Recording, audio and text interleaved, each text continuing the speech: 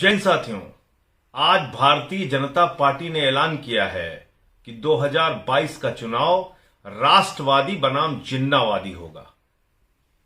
इस ऐलान के बाद मैं पूरे जिम्मेदारी से यह कहना चाहता हूं कि देश में एकमात्र पार्टी जिन्नावादी है जिसका नाम है भारतीय जनता पार्टी। तो भारतीय जनता पार्टी को 2022 के चुनाव में मत वोट दीजिएगा, क्योंकि जिन्ना भाजपा के आइकॉन हैं। और मैं एक एक करके प्रमाण के साथ ये बात आपके सामने रखना चाहता हूं। आजादी के पहले जिन्ना के साथ गलबहिया किसने की? आजादी के पहले जिन्ना को गले लगाने का काम किसने किया? आजादी के पहले जिन्ना को गले लगाने का काम आरएसएस और उस वक्त की हिंदू महासभा ने किया। 3 राज्यों में हिंदू महासभा और मुस्लिम लीग की सरकार एक साथ बनी। मुस्लिम लीग यानी जिन्ना की पार्टी, हिंदू महासभा यानी श्यामा प्रसाद मुखर्जी और सावरकर की पार्टी।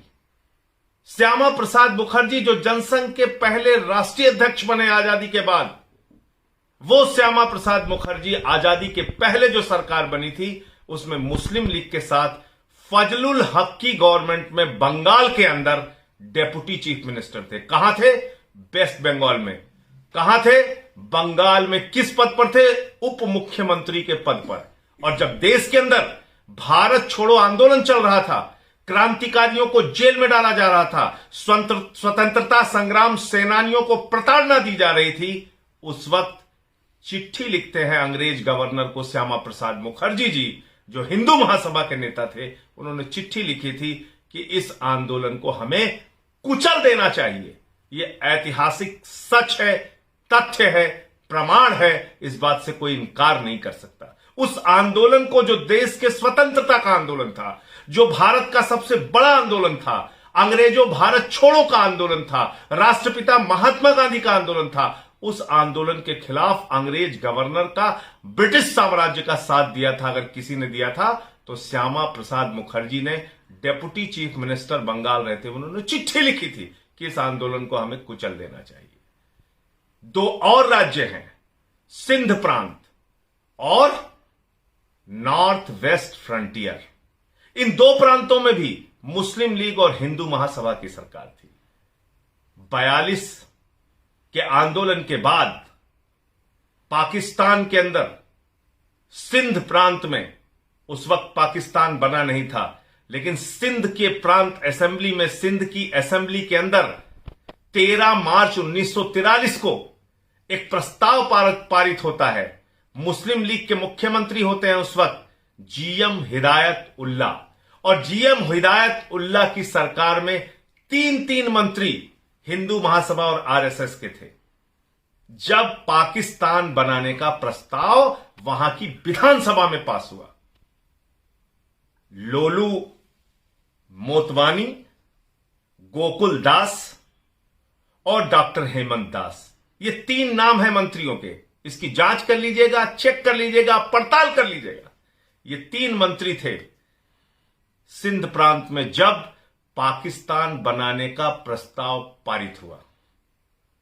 अब आ जाइए, औरंगजेब खान की सरकार थी नॉर्थ वेस्ट फ्रंटियर में। औरंगजेब खान किसके नेता थे? मुस्लिम लीग के नेता थे। उनके साथ मंत्री कौन था? हिंदू महासभा आरएसएस के नेता मेहर चंद खन्ना मंत्री थे। तो मैं ये बातें आपको इसलिए बता रहा हूं कि जिन्नावादी कौन है, ये आजादी के पहले का इतिहास, हिंदू महासभा और आज की जो बीजेपी के आइकॉन हैं श्यामा प्रसाद मुखर्जी, सावरकर, इनका लगाव, इनका जुड़ाव, इनकी गलबहियां, इनकी मिलकर सरकार बनाने का इतिहास मुस्लिम लीग के जिन्ना के साथ रहा है। ये एक ऐतिहासिक सच है। नंबर 1। अब आजादी के बाद आ जाइए। आजादी के बाद जिन्नावादी कौन था? आजादी मिलने के बाद जिन 2 नेताओं ने जिन्ना को प्रमाण पत्र देने का काम किया, वो किस पार्टी के नेता थे? वो भारतीय जनता पार्टी के नेता थे। भारत के उप प्रधानमंत्री लाल कृष्ण आडवाणी जी जब पाकिस्तान जाते हैं तो जिन्ना की कब्र पर जाते हैं, जिन्ना की कब्र पर जाके चादर चढ़ाते हैं और कहकर आते हैं कि जिन्ना एक धर्मनिरपेक्ष नेता थे। दूसरे नेता कौन है? पूर्व विदेश मंत्री जसवंत सिंह जी। वो एक किताब लिखते हैं और उस किताब में लिखते हैं, साफ तौर पर लिखते हैं कि जिन्ना भारत के विभाजन के लिए जिम्मेदार नहीं थे। इसका मतलब बिल्कुल साफ हो गया कि जिन्ना को प्रमाण पत्र देने वाले भारतीय जनता पार्टी के नेता लाल कृष्ण आडवाणी, जिन्ना को प्रमाण पत्र देने वाले भारतीय जनता पार्टी के नेता जसवंत सिंह जी। जिन्नावादी कौन? भारतीय जनता पार्टी। जिन्नावादी कौन? श्यामा प्रसाद मुखर्जी। जिन्नावादी कौन? सावरकर। जिन्नावादी भारतीय जनता पार्टी है।